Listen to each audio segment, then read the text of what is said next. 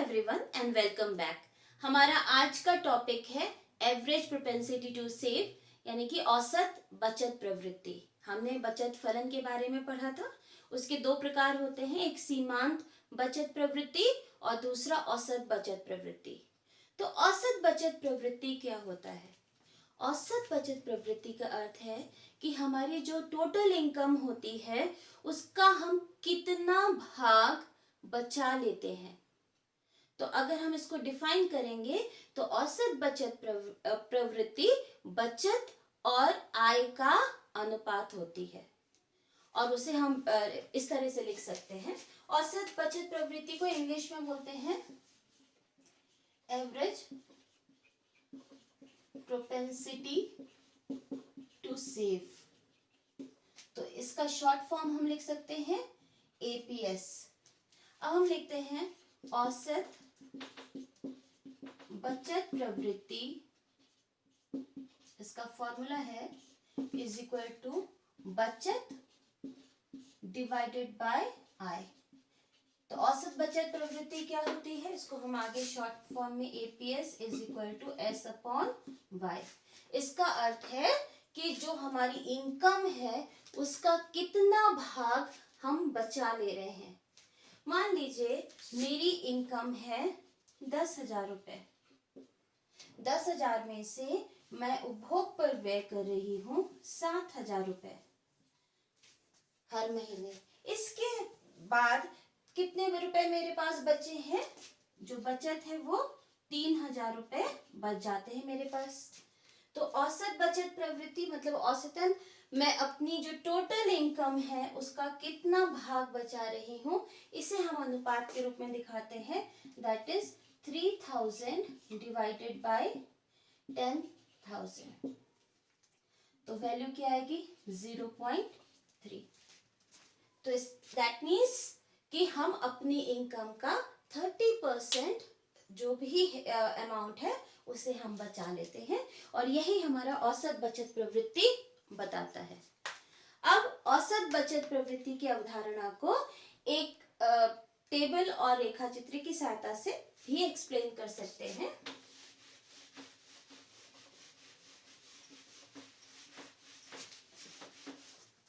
हम सबसे पहले इसका शेड्यूल बनाएंगे। अनुसूची किसकी है? हमेशा हमें टेबल की हेडिंग डालनी होती है, तो हम शॉर्ट में ही डाल देते हैं एपीएस। आप पूरा लिखेंगे औसत बचत प्रवृत्ति। इनकम ये सेम टेबल ले रहे हैं जो हमने पहले बनाई थी। Y 0, 100, 200, 300, 400, 500 and 600। अब हम बचत प्रवृत्ति निकालनी है। एपीएस फॉर्मूला है APS is equal to S divided by Y. तो हम पहले एस का कॉलम बनाएंगे।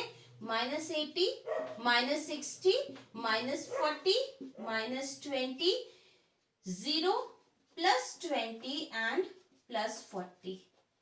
ये सेम टेबल है जो हमने पहले बनाई हुई है। अब एपीएस कैलकुलेट करने के लिए APS is equal to S upon Y. First में हम कुछ नहीं निकालेंगे, क्योंकि जीरो लेवल पे हम इसलिए नहीं कैलकुलेट करते हैं क्योंकि कोई भी औसत बचत प्रवृत्ति हो या सीमांत बचत प्रवृत्ति हो, क्या दर्शाता है कि आय का वह भाग जो बचा लिया गया है, या आय में परिवर्तन का वो भाग। तो ये आय में जब आय है ही नहीं तो हम इसमें क्या बचाएंगे, इसलिए हम इस लेवल पर नहीं कैलकुलेट करेंगे।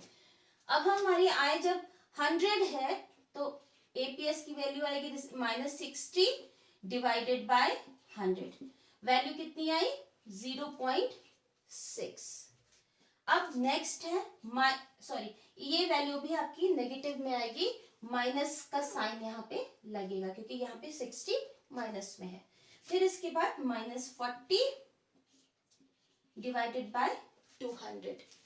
इसकी वैल्यू भी आंसर माइनस में ही आएगा, -0.2। इसके बाद -20, ये इस वाले का मैं निकाल रही हूँ जब इनकम लेवल हमारी 300 है। -20 divided bye 300 is equal to, sorry, this is minus 0.0666, so I'll write 067. इसके बाद 0 divided by 400 is equal to, value will be 0. APS की वैल्यू यहाँ पे हमारी 0 है. यहाँ पे अब हम जब डिवाइड करेंगे 20 divided by 500 is equal to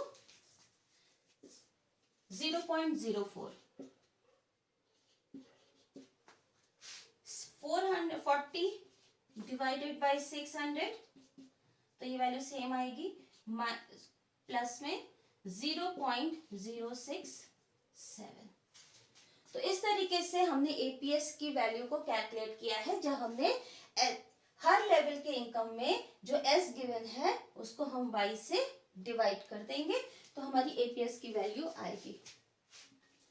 अब एपीएस के को हम एक डायग्राम की सहायता से भी एक्सप्लेन कर सकते हैं. अब हम एक रेखा चित्र भी बना के देखते हैं, और हेडिंग हमारी रेखा चित्र की भी पड़ती है, रेखा चित्र एपीएस. सेविंग्स कर्व हम सबसे पहले जो बनाएंगे, जो अभी तक हम बनाते आए हैं, ये एक्स एक्सिस है, ये मूल बिंदु है, मूल बिंदु के ऊपर पॉजिटिव वाई एक्सिस है, मूल बिंदु के नीचे नेगेटिव वाई है. अब एक बचत वक्र बनाते हैं, ये हमारा सेविंग्स कर्व है. अब सेविंग्स एस एस वक्र हमारा सेविंग्स कर्व है. अब अगर हमें एपीएस निकालना है तो एपीएस किसी एक स्पेसिफिक आय के स्तर पर निकालनी होती है. मान लीजिए हमें y1 आय के स्तर पर एपीएस को निकालना है, क्योंकि एपीएस हम किसी भी स्पेसिफिक आय के स्तर पर निकालते हैं. y1 पे हमने निकालना है, तो ये बिंदु हमने ए रख दिया. अब अगर हमें कैलकुलेट करना है तो सबसे पहले हम यहाँ पे एक एस भी बना लेंगे, इसको S1 कह देते हैं, ये Y1 है. अब एपीएस का फॉर्मूला क्या है? APS is equal to S upon Y. औसत बचत प्रवृत्ति का फॉर्मूला, बचत को हम आय से विभाजित करेंगे. अब अगर हम इस रेखा चित्र में देखते हैं तो ये A और Y1 के बीच में जो डिस्टेंस है वो Y एक्सिस के पैरेलल में है, तो इसलिए AY1 का जो डिस्टेंस है ये दर्शा रहा है S को. उसी तरीके से AS1 किसके पैरेलल है? X एक्सिस के पैरेलल है, तो ये वाली जो लाइन क्या दर्शा रही है? हमारी इनकम को. तो अगर हमें इस डायग्राम में दिखाना है तो APS is equal to S क्या है? AY1. तो हम यहाँ ये लिख सकते हैं AY1, ये जो डिस्टेंस है ये पॉइंट A है, ये पॉइंट Y है, इन दोनों के बीच का डिस्टेंस सेविंग्स है, डिवाइडेड बाय AS1. A और S1 के बीच का डिस्टेंस क्या है? इनकम है, तो हम यहाँ पे AS1 लिख सकते हैं. ये हमारी वैल्यू APS की है. दूसरा तरीका है, हम यहाँ से भी देख सकते हैं Y axis and X axis पे जो हमने मेजरमेंट किया है, तो Y एक्सिस पर OS के बराबर, OS1 के बराबर हमने क्या निकाला है? ये है हमारा S. मैंने इसमें Y एक्सिस पे हम क्या दिखा रहे हैं? बचत दिखा रहे हैं. X एक्सिस पे हम दिखा रहे हैं आय, जो कि Y है, और ये S ब्रैकेट में. अब ये S OS1 के बराबर जो डिस्टेंस है, ये डिस्टेंस बता रहा है बचत या सेविंग को, तो हम इस तरीके से लिख सकते हैं OS1. फिर OY1 डिस्टेंस क्या बता रहा है? हमने X एक्सिस पर इनकम लिया है, तो OY1 क्या है? इनकम है, आय OY1. तो इस तरीके से हम बचत, औसत बचत प्रवृत्ति को डायग्राम पर भी प्रेजेंट कर सकते हैं. अब ये जो हमने टेबल और डायग्राम बनाया है, इसके बेसिस पर हमें कुछ पॉइंट्स क्लियर होते हैं औसत बचत प्रवृत्ति के बारे में. जब आप ये टेबल और डायग्राम बनाएंगे तो उसके बारे में कभी क्वेश्चन पूछा जाता है, और नहीं भी पूछा जाता है क्वेश्चन में, तो आपको उसको एक्सप्लेन करना होता है. पहला पॉइंट है, हम जब सारी वैल्यूज को देखते हैं तो इसमें कोई भी वैल्यू 1 की नहीं दिख रही है, सारी वैल्यूज देखिए या तो नेगेटिव है या फिर 1 से कम है या फिर 0 है। तो दैट मीन्स एपीएस का मान कभी भी 1 नहीं होता। क्यों? इसका रीजन क्या है कि हमारी इनकम जितनी भी है, मान लीजिए 200 है, तो हम पूरी की पूरी इनकम को कभी भी नहीं बचा सकते, क्योंकि एपीएस का फॉर्मूला क्या है, S अपॉन वाई। ये वैल्यू 1 कब आएगी, जब हमारा ऊपर सेविंग जो है y के बराबर, इनकम के बराबर होगा, जो कभी पॉसिबल नहीं है, क्योंकि इनकम का कुछ भाग तो हम कंजम्पशन या उपभोग पर व्यय करेंगे ही करेंगे। उपभोग के बिना तो हम रह ही नहीं सकते हैं, इनकम हो चाहे ना हो। तो इसीलिए हमारा उपभोग कभी भी 1 नहीं हो सकता है, क्योंकि बचत हम औसत बचत प्रवृत्ति हमारी कभी भी 1 नहीं हो सकती, क्योंकि बचत हम कभी भी आय के बराबर नहीं करेंगे। दूसरा है एपीएस शून्य हो सकता है।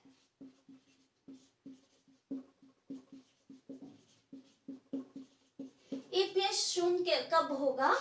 एपीएस का फॉर्मूला है APS is equal to S upon Y. औसत बचत प्रवृत्ति हमारी, उसकी वैल्यू 0 या 0 भी आ सकती है। कब आएगी? इस 0 तब आएगी जब हमारी बचत 0 होगी। तो इसकी वैल्यू कब आएगी? जब 0 अपॉन वाई, नीचे कोई भी वैल्यू हो लेकिन ऊपर बचत हमारी 0 होनी चाहिए। तो ये बचत हमारी 0 कहाँ होगी? इस बिंदु पर होती है, एस इज इक्वल टू 0, जो हमारी यहाँ पे 400 इनकम के लेवल पर दर्शाई गई है। ये तब होता है जब C is equal to Y होता है। बचत हमारी 0 कब होगी?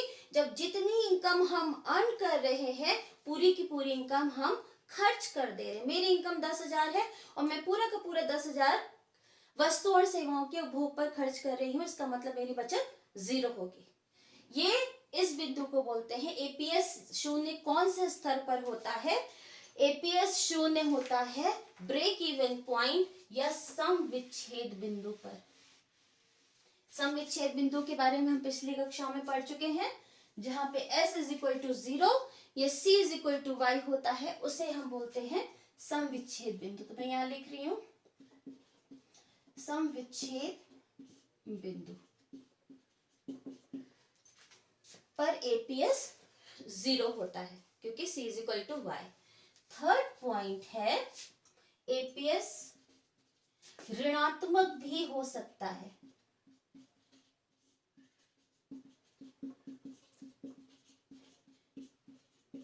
एपीएस ऋणात्मक कब होता है? जब हमारा उपभोग इनकम से ज्यादा होता है। अब यहाँ पे देखिए एपीएस हमारा ऋणात्मक है, स्टार्टिंग में -0.6, -0.2 एंड -0.067। ये ऋणात्मक जब हमारी सेविंग्स ऋणात्मक होगी। ये कब होगा? जब हमारी सेविंग नेगेटिव होगी। और सेविंग नेगेटिव कब होगी? जब हमारा उपभोग आय से अधिक होगा। दैट मीन्स हमारा 100, यहाँ पे अगर हम सी देखें इस 100 लेवल पे, तो हमारा इस समय उपभोग 160 है, या इस लेवल पर भी देखिए उपभोग हमारा 240 है। इसका मतलब क्या है? हमारा कंजम्पशन हमारी आय से अधिक है। तो जिस वजह से ये कंजम्पशन कहाँ किया जा रहा है? पुरानी की हुई बचतों से या फिर किसी अन्य की बचत से। इस वजह से हमारी बचत नेगेटिव हो जाती है। और जब हमारी बचत ऋणात्मक होगी तो एपीएस भी ऋणात्मक होगा। इसीलिए एपीएस का मान ऋणात्मक भी हो सकता है। कब होगा? जब हमारा सेविंग्स नेगेटिव होगा या फिर सी ग्रेटर देन वाई, उपभोग आय से अधिक होगा। ये कब तक होता है?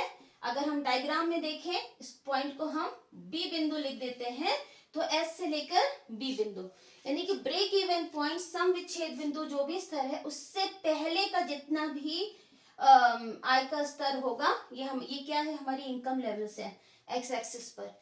तो बी बिंदु से पहले आय के स्तर पर हमारा बचत नेगेटिव होता है, क्योंकि तब तक हमारा उपभोग आय से अधिक होता है। तो ये वैल्यू सम विच्छेद बिंदु से पहले तक होती है।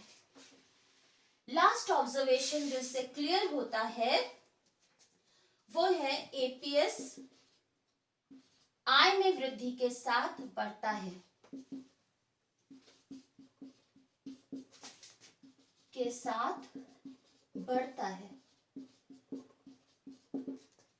जैसे जैसे इनकम हमारी बढ़ेगी वैसे वैसे हमारे अंदर जो बचत करने की प्रवृत्ति है वो बढ़ती जाएगी। एग्जाम्पल जैसे मैंने पहले भी दिया हुआ है, मेरी इनकम 10,000 है तो मैं अपनी इनकम से ज्यादा खर्च कर रही हूँ। दैट मीन्स मैंने 12,000 13,000 जितने खर्च किए, मम्मी पापा से पैसे लेके खर्च किए। जब मेरी इनकम 20,000 हुई तब फिर मेरा कंजम्पशन भी 20,000 हुआ। मेरी इनकम 50,000 हुई तो फिर अब मेरा कंजम्पशन कम है मेरी इनकम से, अब मैं इनकम का कुछ भाग बचा रही हूँ। तो इसीलिए जैसे जैसे 10,000 थी तो कोई सेविंग नहीं थी, नेगेटिव थी। 20,000 हुई, सेविंग 0 हुई। 20 से ज्यादा बढ़ी तो सेविंग पॉजिटिव हो गई। दैट मीन्स धीरे धीरे हमारी बचत में वृद्धि हो रही। जब हम इसमें देखेंगे, ये देखिए -0.6 है, -0.2 है, फिर -0.067। दैट मीन्स अगर हमारा ऋणात्मक वैल्यू है तो ऋणात्मक वैल्यू धीरे धीरे कम होती जा रही है। 0.6 0.2 से छोटा है। उसी तरह 0.2 इससे अगर हम वैल्यू देखें तो इससे कम है। इसी तरीके से फिर धीरे धीरे वैल्यू पॉजिटिव होती जा रही है। दैट मीन्स जो हमारी ऋणात्मक बचत है उसका जो मैग्नीट्यूड है वो धीरे धीरे कम होता जा रहा है। तो इसीलिए एपीएस आय में वृद्धि के साथ धीरे धीरे बढ़ता जाता है। क्यों? क्योंकि अब हमारी इच्छाएं पूरी हो जाती है तो फिर हमारे अंदर बचत करने की प्रवृत्ति भी बढ़ती रहती है, क्योंकि उपभोग की प्रवृत्ति धीरे धीरे कम होती जाती है। अब हम देखते हैं रिलेशनशिप, देखते हैं एपीएस और एपीसी के बीच में।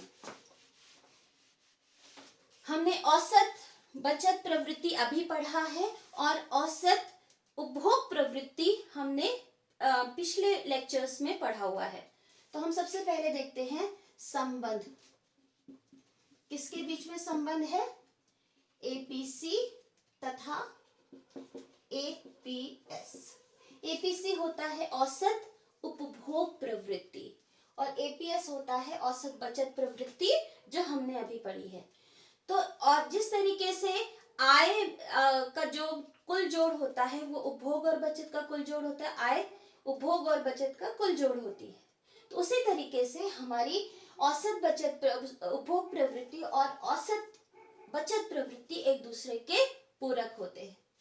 तो हम देखते हैं, इसीलिए जो एपीसी प्लस एपीएस का जो सम होता है उसका मूल्य 1 आता है। That means APS plus APC is equal to 1 होता है। हम करके देखते हैं कैसे होता है। हमें ये पता है y is equal to C plus S. ये इक्वेशन हम शुरू से करते आ रहे हैं। ये इक्वेशन 1 है। अब हम दोनों साइड को y से डिवाइड करके देखते हैं। दोनों पक्षों को y से विभाजित करते हैं।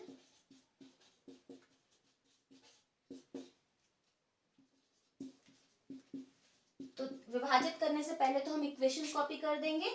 y is equal to C plus S. अब डिवाइड किससे करना है? y से करना है। तो यहाँ पे भी हमने y लिख दिया, यहाँ पे भी हमने y लिख दिया और यहाँ पे भी y लिख दिया। अब ये y तो हमारे कैंसिल ऑफ हो जाएंगे। बचा कितना? 1। c डिवाइडेड बाय y क्या होता है? ये होता है APC। दैट मीन्स अपनी इनकम का औसतन हम कितना भाग उपभोग पर खर्च करते हैं। उसी तरीके से S is equal to Y क्या, S डिवाइडेड बाय y क्या होता है? APS, जो हमने अभी यहाँ पे फॉर्मूला देखा है। तो अब हम आगे लिख सकते हैं, इसको सब्स्टिट्यूट कर सकते हैं।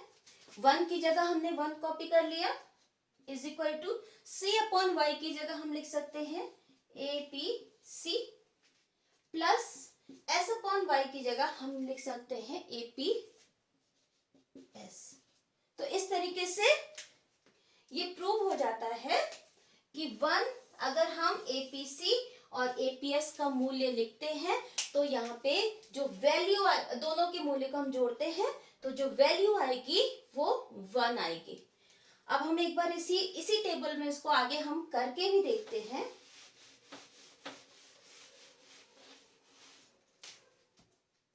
हम सी की वैल्यू तो इसमें से आ जाएगी, हम एपीसी कैलकुलेट करके देखते हैं। APC is equal to C divided by Y.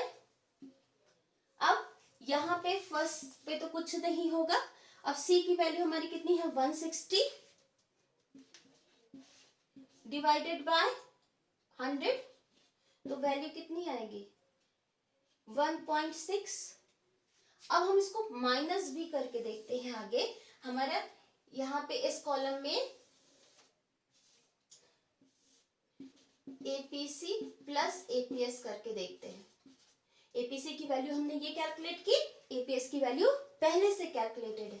हम करें 1.6 प्लस ये माइनस में है माइनस 0.6, तो वैल्यू क्या होगी माइनस प्लस मिला के माइनस हो जाएगी।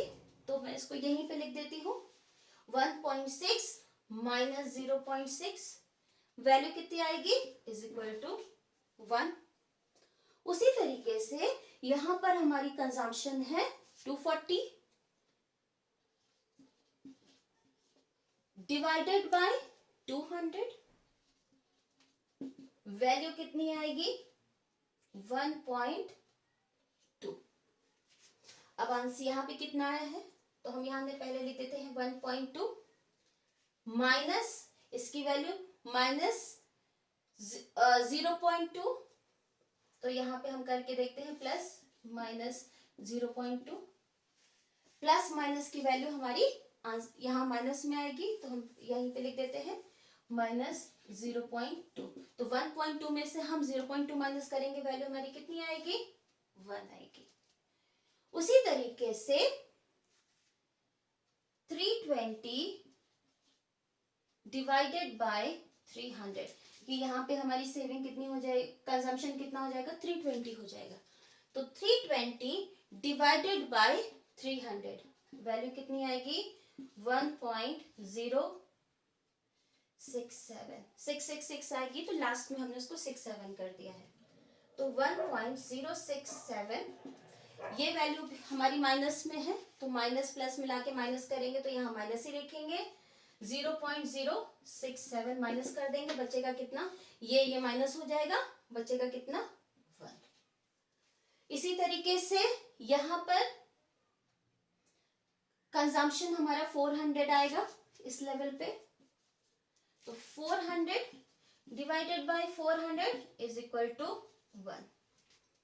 अब यहाँ पे इसकी वैल्यू 0 है, 1 प्लस 0 इज इक्वल टू 1। इसी तरीके से 500 यहाँ पे आएगा 480 और नीचे है 560, तो 480 डिवाइडेड बाय 500, अब वैल्यू कितनी आएगी 0.96। तो यहाँ पे हम लिख देते हैं 0.96 एपीसी प्लस एपीएस की वैल्यू कितनी आई है 0.04। इन दोनों को ऐड करेंगे तो भी वैल्यू 1 आएगी। इसी तरीके से लास्ट वाला भी हम इसी तरीके से कैलकुलेट कर सकते हैं। 560 divided by 600, 560 divided by 600 is equal to 0.933। अब हम ऐड करेंगे 0.933 प्लस 0.067, इसको भी ऐड करेंगे, वैल्यू हमारी 1 आएगी। तो फिर ये वाला रूल यहाँ पे अप्लाई हो जाता है कि जब भी हमारे पास वैल्यू एपीसी प्लस एपीएस है तो उसकी वैल्यू 1 आएगी। अब हम देखते हैं यहाँ पे, इसी से अगर हमें एपीसी की वैल्यू कैलकुलेट करनी है तो हम फॉर्मूला यूज करेंगे 1 माइनस एपीएस। इसी से हमने बनाया है। अगर हमें एपीसी की वैल्यू कैलकुलेट करनी है, एपीएस को हम इधर ले जाके 1 से माइनस कर देंगे। तो अगर हमारे पास ऑलरेडी एपीएस की वैल्यू गिवन है तो हम एपीसी की अलग से कैलकुलेट करने की जरूरत नहीं होगी, हम सिर्फ 1 माइनस करके ही कैलकुलेट कर सकते हैं। उसी तरीके से अगर हमें एपीएस की वैल्यू कैलकुलेट करनी है तो उसके लिए हम फॉर्मूला यूज करेंगे 1 माइनस एपीसी। दैट मीन्स अगर हमारे पास एपीएस और एपीसी दोनों में से कोई भी वैल्यू हमारे पास अवेलेबल होगी तो फिर हम 1 से माइनस करके दूसरे की वैल्यू को आराम से कैलकुलेट कर सकते हैं। अब हम देखते हैं कि एपीएस और एमपीएस में क्या संबंध है, क्योंकि हमने एमपीएस पिछले लेक्चर में पढ़ा है और एपीएस इस लेक्चर में पढ़ रहे हैं। और एपीएस तो सबसे पहले देखते हैं डेफिनेशन वाइज क्या डिफरेंस होता है, क्योंकि कई बार स्टूडेंट्स को इसमें कंफ्यूजन हो जाता है कि दोनों में क्या अंतर है। दोनों में फॉर्मूला लगभग सेम होता है लेकिन अंतर बहुत बड़ा होता है। हम करके देखते हैं। एमपीएस क्या होता है, हमारी आय के में परिवर्तन का वह भाग जिसे हम उपभोग पर व्यय करते हैं। तो एमपीएस क्या होता है, आय में परिवर्तन का भाग जो बचत पर व्यय होता है, क्योंकि यहाँ हम एमपीएस के बारे में बात कर रहे हैं, मैंने गलत बोल दिया था, ये बचत पर जो व्यय बचत कर लिया जाता है।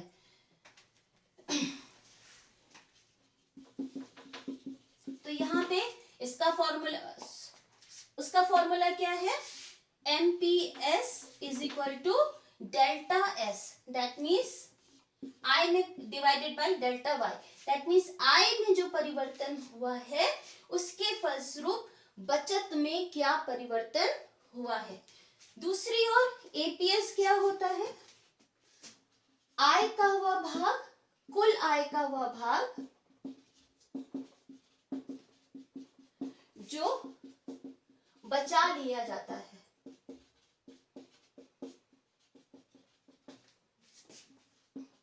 इसका फॉर्मूला एपीएस का हम कैसे लिखते हैं, APS is equal to S upon Y. क्या डिफरेंस है, जो एपीएस होता है वो कुल आय का भाग होता है जो बचत में परिवर्तित होता है। दूसरी ओर एमपीएस होता है आय में परिवर्तन का वो भाग जो बचत में परिवर्तन के रूप में प्रदर्शित होता है। तो मेजर डिफरेंस ये है। इसको एक उदाहरण की सहायता से भी हम देखते हैं। मान लीजिए हमारी जो इनकम है वो 1000 रुपए है, 1000 इनकम है। अब मैं उस 1000 में से 800 रुपए या 700 रुपए मैं खर्च कर रही हूँ, कंजम्पशन में लेके चलती हूँ 700 रुपीज, और मैं इसमें बचा कितना रही हूँ 300 रुपए। अब मान लीजिए अब मेरा एपीएस कितना हो गया, औसत बचत प्रवृत्ति। औसत बचत प्रवृत्ति हो गया 300 divided by 1000 is equal to 0.3। मान लीजिए मेरी इनकम बढ़कर हो जाती है 1200 रुपए। मैंने उपभोग को बढ़ा दिया, मेरा उपभोग हो गया 800 रुपए। अब मेरी बचत, अब जो बचा हुआ पार्ट है वो क्या है, वो हमारे बचत में परिवर्तित हो जाएगा जो कि 400 रुपए है। तो यहाँ पे क्या होगा 400 डिवाइडेड बाय 1200, तो ये कैंसिल हो जाएगा। 1/3 is equal to 0.3333 and so on. तो ये क्या बता रहा है, ये हमारा 0.333 एंड सो ऑन, तो ये बता रहा है एपीएस। लेकिन जब हमें एमपीएस निकालना है तो एमपीएस में हम स्पेसिफिक आय के स्तर पर नहीं बल्कि इन दोनों में जो चेंज हुआ है उस चेंज का अनुपात निकालते हैं। तो इसमें चेंज कितना हुआ है, डेल्टा वाई की वैल्यू कितनी है, is equal to 200, 1000 1200 minus 1000 is equal to 200। अब डेल्टा एस की वैल्यू कितनी है? 400 माइनस 300 इज इक्वल टू 100। अब हमें एमपीएस चेक करना है, तो वैल्यू हमारी कितनी आएगी? Delta S upon delta Y. MPS is equal to delta S की वैल्यू हमने कैलकुलेट की 100, डेल्टा वाई की वैल्यू हमने कैलकुलेट की 200 इज इक्वल टू 0.5। तो डिफरेंस क्या है? एमपीएस में हम ये परिवर्तन को मेजर करते हैं और एपीएस में हम औसतन देखते हैं कि कुल इनकम का कितना भाग बचा लिया जाता है। नेक्स्ट इसमें डिफरेंस आता है हमारा रेंज का। एमपीएस की जो वैल्यू होती है वो मिनिमम 0 होती है और मैक्सिमम 1 होती है। इन्हीं के बीच में रहेगा। जब हमारी बचत शून्य होगी, बचत में परिवर्तन डेल्टा शून्य होगा, तो एमपीएस 0 होगा। डेल्टा वाई के बराबर होगा, एमपीएस 1 हो जाएगा। एपीएस कभी भी 1 नहीं होता है। दैट मीन्स हम पूरी आय को, ये एस कभी भी वाई के बराबर नहीं हो सकता है, एपीएस कभी भी 1 नहीं हो सकता। 0 भी होता है और 0 से कम भी हो सकता है, लेकिन 1 के बराबर कभी नहीं होगा। तो ये डिफरेंस है हमारा एपीएस और एमपीएस के बीच में। अब हमने बहुत सारी 4 कॉन्सेप्ट्स पढ़े हैं उपभोग प्रवृत्ति और बचत प्रवृत्ति के बारे में। कोई 0 के बराबर होती है, कोई 0 के बराबर नहीं होती, कोई 1 के बराबर होती है, कोई 1 से अधिक होती है। तो एक बार हम देखते हैं चारों कॉन्सेप्ट्स को लिखकर 0 कौन सा कॉन्सेप्ट हो सकता है, या फिर शून्य जिसको हम हिंदी में कहेंगे। दूसरा कॉन्सेप्ट है ऋणात्मक, दैट मीन्स नेगेटिव वैल्यू किसकी हो सकती है? थर्ड 1 हो सकता है, और दूसरा फोर्थ पॉइंट है हमारा 1 से अधिक। 1 से अधिक किसका मूल्य हो सकता है? अब हमने 4 कॉन्सेप्ट पढ़े थे।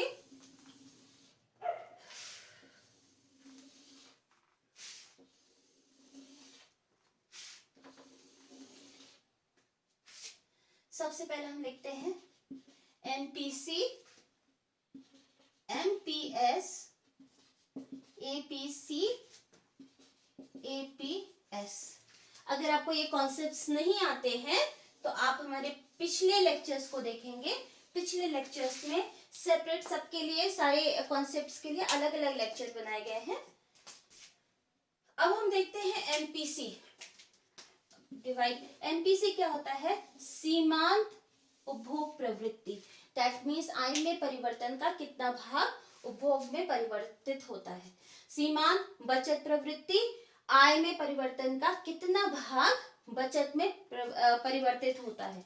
औसत उपभोग प्रवृत्ति, आय में परिवर्तन, आय का कितना भाग उपभोग पर व्यय होता है और आय का कितना भाग बचत पर व्यय होता है।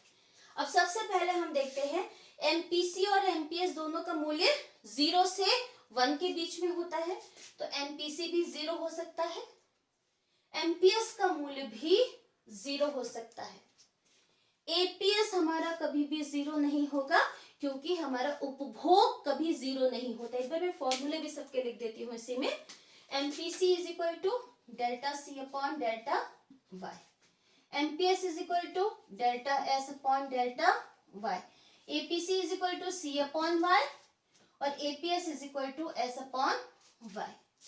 एपीसी कभी भी 0 नहीं हो सकता, क्योंकि हमारा सी कभी भी 0 नहीं हो सकता है, तो ये हमारा 0 नहीं होगा। एपीएस 0 हो सकता है जब हमारा समविच्छेद बिंदु होता है, जितनी आय है उतना उपभोग हो गया, तो फिर एपीएस 0 हो सकता है। तो ये जो हमने 4 कॉन्सेप्ट पढ़े हैं उनमें से सिर्फ एपीसी को छोड़ के बाकी सारे का मूल्य 0 हो सकता है। अब हम देखते हैं नेगेटिव वैल्यू। एमपीसी कभी भी नेगेटिव नहीं होती, क्योंकि 0 से 1 के बीच में होता है। एमपीएस भी कभी भी ऋणात्मक नहीं हो सकता क्योंकि इसका मूल्य भी 0 से 1 के बीच में होता है। एपीसी औसत उपभोग प्रवृत्ति भी कभी ऋणात्मक नहीं हो सकती क्योंकि उपभोग हमारा कभी भी ऋणात्मक नहीं होगा, इसलिए ये भी क्रॉस है। औसत बचत प्रवृत्ति ऋणात्मक हो सकती है। कब ऋणात्मक हो सकती है? जब हमारा C ग्रेटर देन Y होता है, जो हमारी पुरानी की हुई बचतों से किया जाता है। तो इसलिए औसत बचत प्रवृत्ति हमारी ऋणात्मक हो सकती है। अब देखते हैं किसका मूल्य 1 हो सकता है। एमपीसी का मूल्य 0 से 1 के बीच में होता है, तो ऑब्वियसली ये 1 हो सकता है। सेम है एमपीएस के साथ भी 0 से 1 के बीच में इसका मूल्य होता है। अब एपीसी का मूल्य भी 1 कब हो सकता है? जब हमारा सी और वाई एक दूसरे के बराबर हो। दैट मीन जितना हमने उपभोग किया उतना ही जितना हमने इनकम अर्न की है वो पूरी की पूरी उपभोग पर व्यय कर दी है, तो एपीसी का मूल्य 1 हो सकता है। एपीएस की वैल्यू कभी भी 1 नहीं हो सकती है। क्यों? क्योंकि बचत कभी भी आय के बराबर नहीं हो सकती है। बचत हमेशा ही हमारी आय से कम होगी। नेक्स्ट है 1 से अधिक किसकी वैल्यू हो सकती है? एमपीसी कभी भी 1 से अधिक नहीं हो सकता क्योंकि चेंज इन कंजम्पशन आय में परिवर्तन से अधिक कभी नहीं होगा, तो नहीं हो सकता। एमपीएस भी कभी नहीं हो सकता क्योंकि बचत में परिवर्तन भी आय में परिवर्तन से अधिक कभी नहीं हो सकता। डेल्टा एस डेल्टा वाई से ज्यादा कभी नहीं हो सकता, इसलिए ये वैल्यू भी नहीं होगी। एपीसी 1 से अधिक हो सकता है। कब 1 से अधिक हो सकता है? जब हमारा सी ज्यादा हो वाई कम हो। दैट मीन्स आरंभिक आय के स्तर पर जब तक हम समविच्छेद बिंदु से पहले तक जब तक हमारा इनकम कम होती है, उपभोग अधिक होता है, सी ग्रेटर देन वाई होता है, तब तक हमारा एपीसी 1 से अधिक हो सकता है। एपीएस का मूल्य कभी भी 1 से अधिक नहीं हो सकता है। सेविंग हमारी इनकम से अधिक कभी भी नहीं हो सकती है।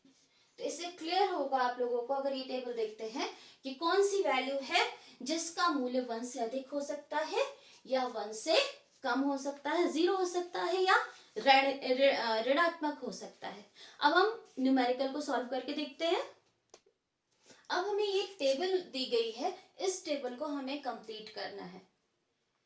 इसमें इनकम दिया है, उपभोग दिया है, एमपीएस और एपीएस, ये 4 चीजें हमें कैलकुलेट करनी है और अभी तक हमने जो फॉर्मूले पढ़े हैं उन फॉर्मूले के बेस पर ही इसे करना है। टेबल कंप्लीट करने के लिए सबसे पहले तो हमें देखना है, यहाँ पे तो हमें कुछ नहीं एंटर करना फर्स्ट लेवल पर। हमें ये देखना है हर रो में कोई ना कोई ऐसी वैल्यू गिवन होगी जिसके बेसिस पर बाकी सारी वैल्यू भी कैलकुलेट हो जाएंगी। एमपीएस का फॉर्मूला है delta C upon delta Y. APS का फॉर्मूला है delta S upon delta Y, क्योंकि बचत प्रवृत्ति है। एपीएस का फॉर्मूला है S upon Y. That means हमें एक कॉलम एस के लिए तो बनाना ही है। बचत कैलकुलेट करने के लिए तो हमने एक एक्स्ट्रा कॉलम, कुछ ज्यादा ही छोटा हो गया है, एक एक्स्ट्रा कॉलम हमने यहाँ पे एस के लिए सबसे पहले बनाया। एस को हम कैसे कैलकुलेट कर सकते हैं? y माइनस सी करके भी। अब सबसे पहले यहाँ पर फर्स्ट लेवल पर बचत कितनी है? जब उपभोग 80 है और आय 0 है तो बचत माइनस 80 होगी। इसके बाद हमारी इनकम 100 दी गई है। अब इस लेवल पर हम फर्स्ट कैलकुलेशन करके देखेंगे। y की वैल्यू गिवन है 100, c की वैल्यू हमें गिवन है 140, एमपीएस की वैल्यू ऑलरेडी क्वेश्चन में गिवन है, हमें कैलकुलेट करना है एपीएस। तो एपीएस का फॉर्मूला क्या है? APS is equal to S upon Y. Y हमें गिवन है, अगर हमारे पास s की वैल्यू आ जाए तो हम एपीएस कैलकुलेट कर सकते हैं। तो s की वैल्यू क्या होगी? y minus C, that is 100 minus 140 is equal to minus 40। तो यहाँ सेविंग की वैल्यू हम लिख भी देंगे माइनस 40। अब एपीएस की वैल्यू कैलकुलेट हो जाएगी -40, ये सेविंग है, इनकम कितनी है 100 डिवाइडेड बाय 100, वैल्यू कितनी आएगी -0.4। तो यहाँ पे हमने एपीएस की वैल्यू फिल कर देंगे -0.4। अब हमारी नेक्स्ट इनकम का स्तर है, y की वैल्यू दी गई है 200। अब c भी खाली है, एमपीएस भी खाली है और सिर्फ एपीएस दिया हुआ है, एपीएस की वैल्यू 0 है। अब हमें देखना है कि यहाँ पर कैसे हम सेविंग को कैलकुलेट, एपीएस तो दिया है, सेविंग की जरूरत नहीं है, फिर भी हम लिखेंगे कैसे हम एमपीएस को कैलकुलेट करेंगे, कैसे हम सी को कैलकुलेट करेंगे। एपीएस 0 कब होता है, जब हमारी बचत शून्य होती है, that means s upon y में s हमारा 0 होगा। तो एपीएस 0 कब होगा, जब s इज इक्वल टू 0 होगा। s इज इक्वल टू 0 होगा तो ये कौन सा स्तर होता है, ये होता है ब्रेक इवन पॉइंट या सम विच्छेद बिंदु। सम विच्छेद बिंदु के बारे में हमने ये भी पढ़ा है, c is equal to y होता है। जब हमारा बचत शून्य होगा तो हमारी जो कंजम्पशन है वो इनकम के बराबर होगा। इनकम कितनी दी गई है 200, तो अब c is equal to y हो जाएगा। तो हमें पता है y 200 है, तो c की वैल्यू भी 200 आएगी। तो यहां पर हमने इसकी वैल्यू 200 लिख दी।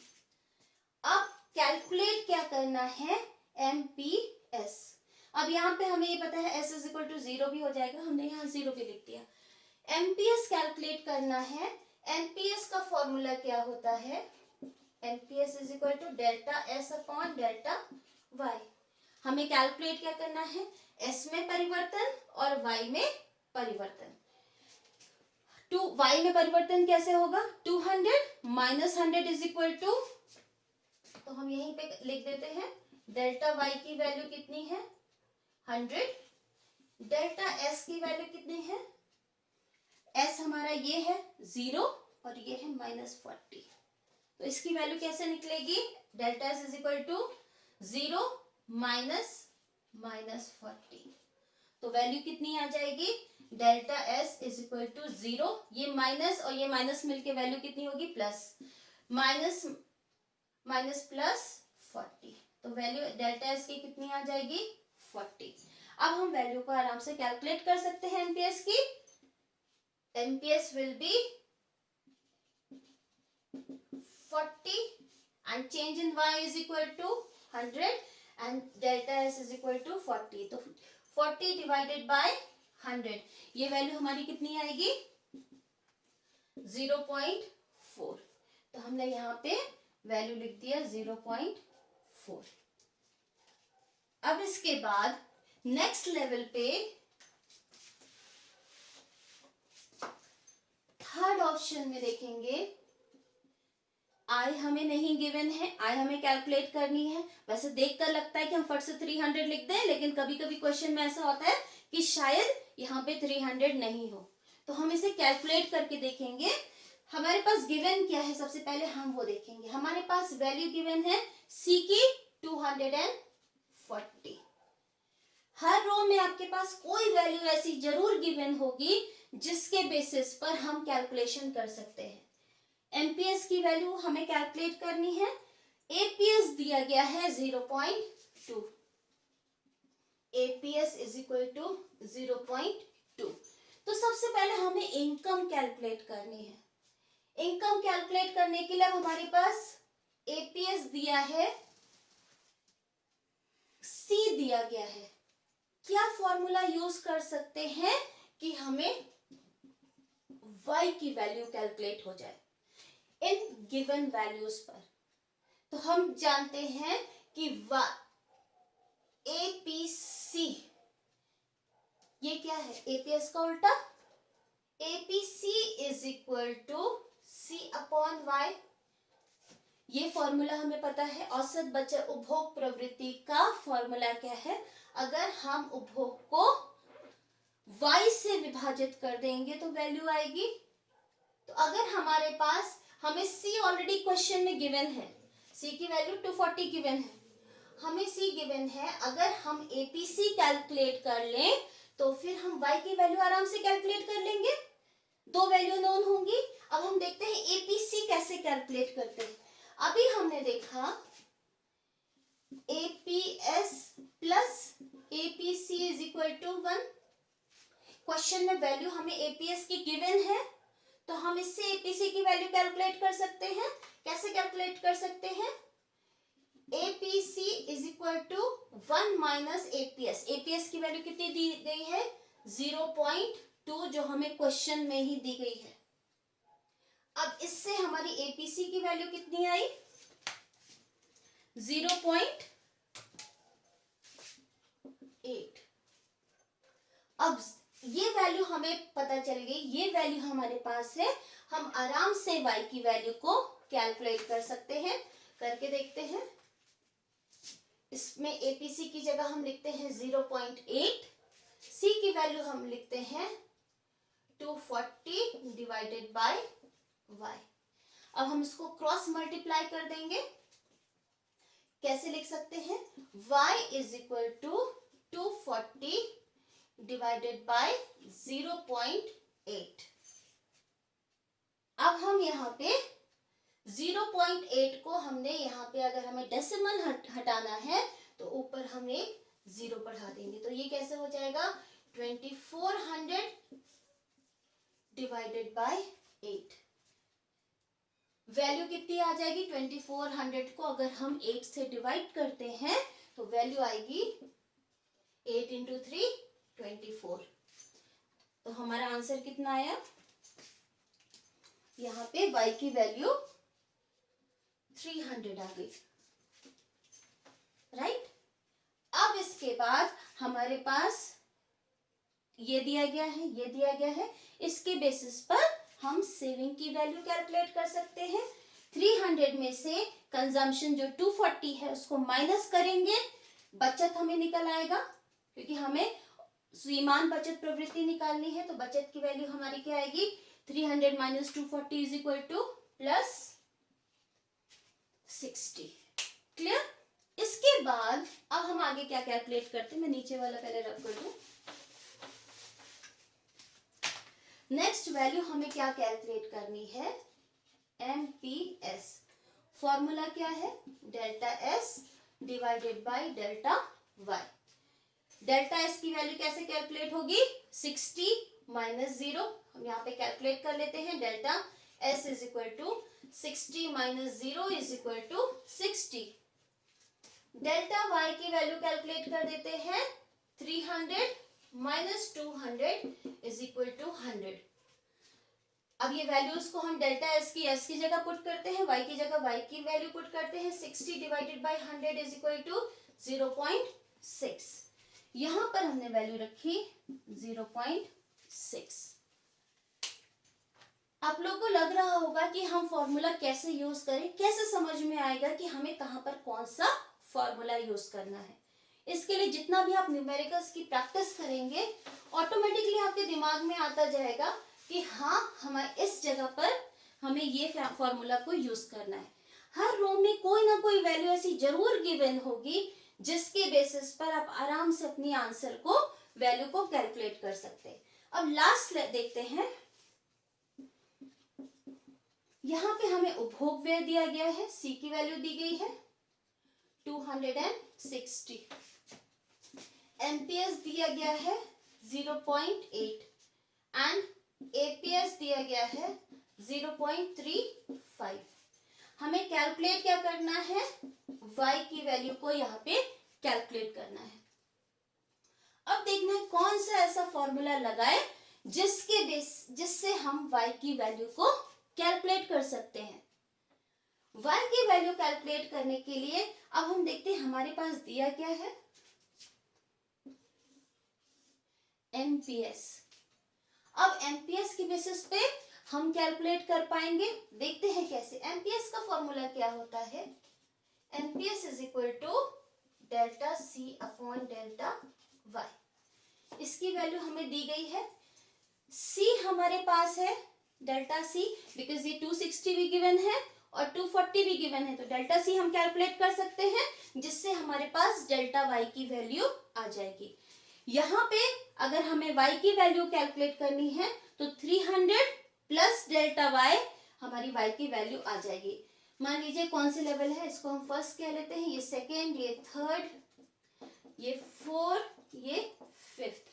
अगर हमें फिफ्थ लेवल का y चाहिए, पांचवें लेवल का अगर हमें y चाहिए, तो फिर चौथे लेवल का जो y है उस प्लस डेल्टा y को हम जोड़ देंगे तो y की वैल्यू हमारी आ जाएगी।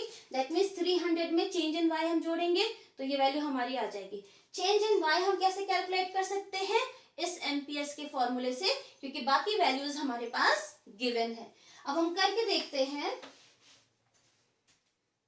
डेल्टा सी की वैल्यू कितनी है। Delta C is equal to 260 minus 240, value कितनी आ जाएगी 20।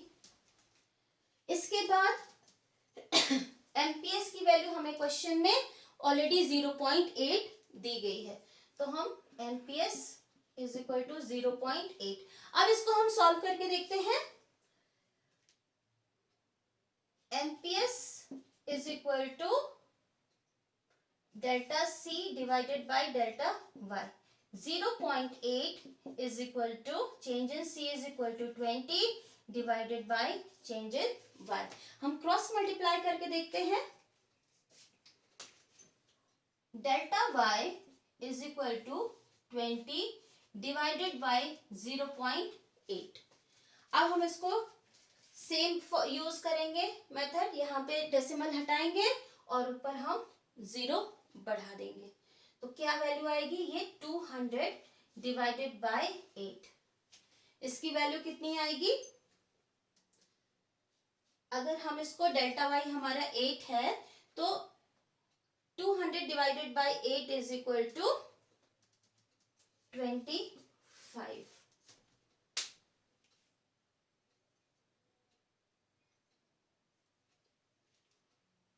काटिए, हम इशारा कर रहे हैं, देख क्या। अब यहाँ पे हमें C की वैल्यू दी गई है, C is equal to 260। Next value जो दी गई है वो एमपीएस की दी गई है। MPS is equal to 0.8 and APS की वैल्यू दी गई है 0.35। अब हमें कैलकुलेट क्या करना है, हमें फोर्थ लेवल की इनकम को कैलकुलेट करना है। अब यहाँ पे अगर हम फोर्थ लेवल की इनकम को कैलकुलेट करेंगे तो कैसे होगा, y फिफ्थ लेवल की कैलकुलेट करनी है, y5 is equal to y4 plus delta y। इस तरीके से हम इसकी वैल्यू को कैलकुलेट कर सकते हैं। अब इसके बाद हमें अगर डेल्टा y की वैल्यू मिल जाए तो फिर हम 300 में उसको ऐड करेंगे और वैल्यू हमें कैलकुलेट हो जाएगी। अब डेल्टा y हम कैसे कैलकुलेट कर सकते हैं, क्वेश्चन में क्या दिया है, c दिया है, हम डेल्टा c तो कैलकुलेट कर सकते हैं। अब हम एक फॉर्मूला देखते हैं, MPC सीमांत उपभोग प्रवृत्ति, इसका फॉर्मूला क्या होता है, delta c upon delta y। MPC की वैल्यू हम कैलकुलेट कर सकते हैं क्योंकि हमारे पास एनपीएस की वैल्यू गिवन है, डेल्टा सी की वैल्यू भी हम कैलकुलेट कर सकते हैं। ये दोनों वैल्यूज हमारे पास होंगे तो डेल्टा वाई हमारे पास ऑटोमेटिकली कैलकुलेट हो जाएगा। अब करके देखते हैं, एमपीसी की वैल्यू क्या होगी, MPC is equal to 1 minus MPS, that is 1 minus 0.8 is equal to 0.2। Delta C की वैल्यू है 260 माइनस 240 इज इक्वल टू 20। अब ये दोनों वैल्यूज हमारे पास है तो हम डेल्टा वाई को आराम से कैलकुलेट कर सकते हैं। इसी में आगे हम कैलकुलेट करके देखते हैं। डेल्टा सी की जगह हम 20 रखेंगे और डेल्टा वाई की जगह एमपीसी की जगह आगे नीचे करते हैं, एमपीसी की जगह हम रखते हैं 0.2 is equal to 20 divided by delta Y. अब हम इसको क्या करेंगे, क्रॉस मल्टीप्लाई करेंगे। क्रॉस मल्टीप्लाई करने में हम डेल्टा वाई को इधर ले आएंगे और डेल्टा 2 को इधर ले 0.2 को इधर ले आएंगे। Delta Y is equal to 20 divided by 0.2।